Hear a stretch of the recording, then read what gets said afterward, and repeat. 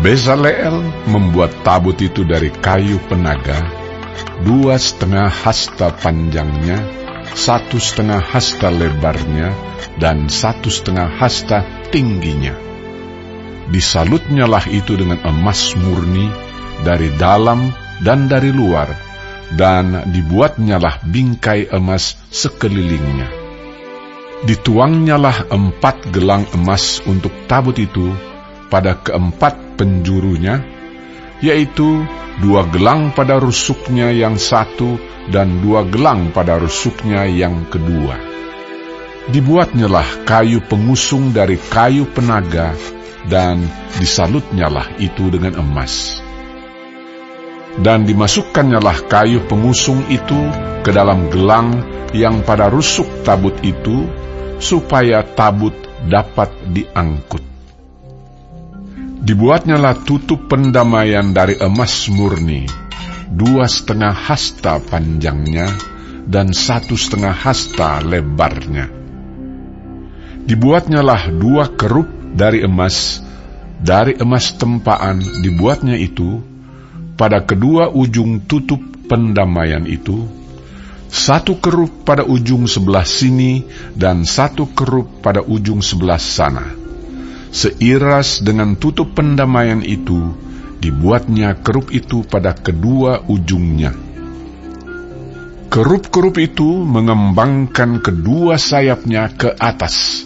Sayap-sayapnya menudungi tutup pendamaian itu, dan mukanya menghadap kepada masing-masing. Kepada tutup pendamaian itulah menghadap muka kerup-kerup itu. Dibuatnyalah meja itu dari kayu penaga, 2 hasta panjangnya, 1 hasta lebarnya, dan 1,5 hasta tingginya. Disalutnyalah itu dengan emas murni, dan dibuatnya bingkai emas sekelilingnya.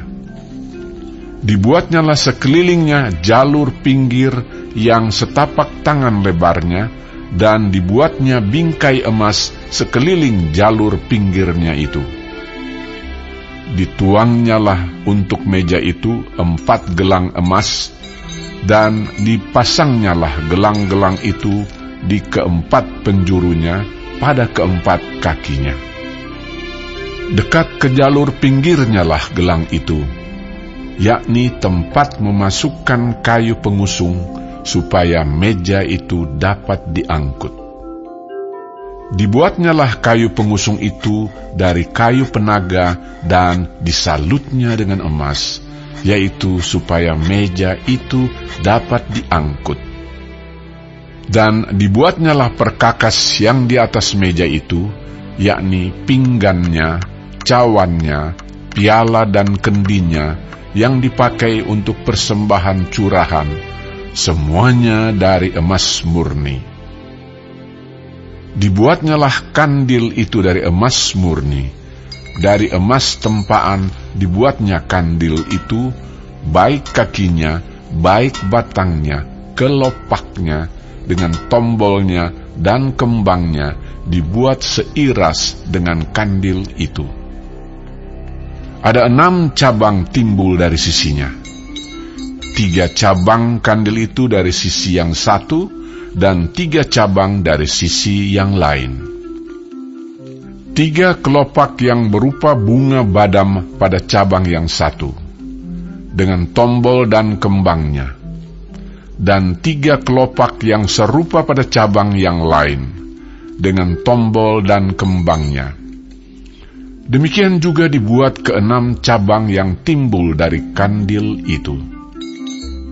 Pada kandil itu sendiri ada 4 kelopak berupa bunga badam, dengan tombolnya dan kembangnya.